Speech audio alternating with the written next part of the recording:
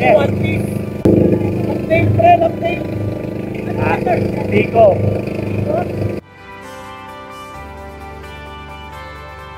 Yo, so ito ang aming first fishing trip. Si Kuya Ian, si Christian, ang aming tatlong bangkeros at syempre si Kimi. Ano nga bang ini-expect naming mahuli dito? Syempre dorado. Ngunit subalit datapwat hindi pala kami sanay sa alon. Kaya ang ending, mukhang ito na ang aming first and last fishing trip.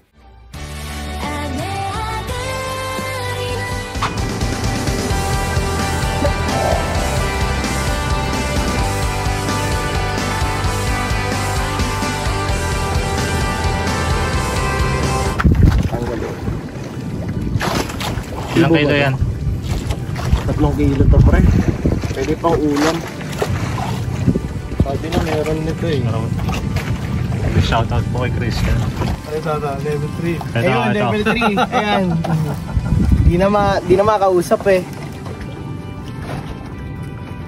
Laki na ito, guys. Pwede na. Ano to? Sarsyado. Ito. Ayan. Sarsayang. Anong isda? Hindi natin kilala yan. Basta pang ano siya, Bisugo po pang ba yan? paksiw. Ano na, ito na yung mag-iina. Sinong nanay? Ito, nasa taas. O, level 1, level 2, tsaka level 3 yan, boss. Ano luto? Alis! Ang luto, pre, ano? Steam lang to, boy, kasi kilawin.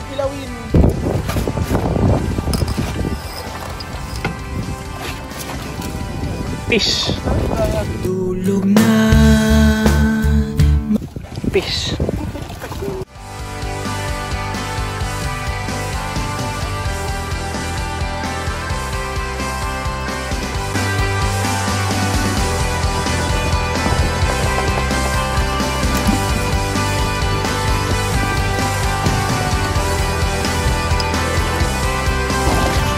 Catch and cook, guys. Pa? Tama na yan.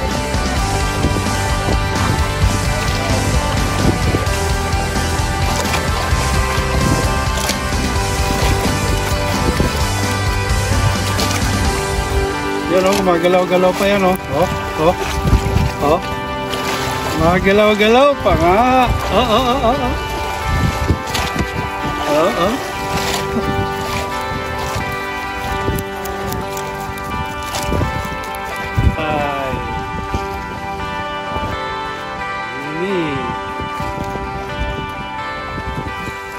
Yo, so tuturuan pa ba namin kayo magluto ng sinigang? Magpakulong muna tayo ng tubig. Then lagay na natin ang kamatis.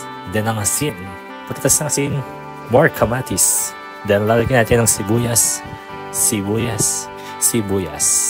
And after that, ligis-ligisin ang ating kangkong. At tugasan ng mainis na tubig. Lagyan ng paminta. Yung siling habaan dyan na pala. After that, takpan at pakuluan maigi. Next, ilaglag na ang isdang bisugo.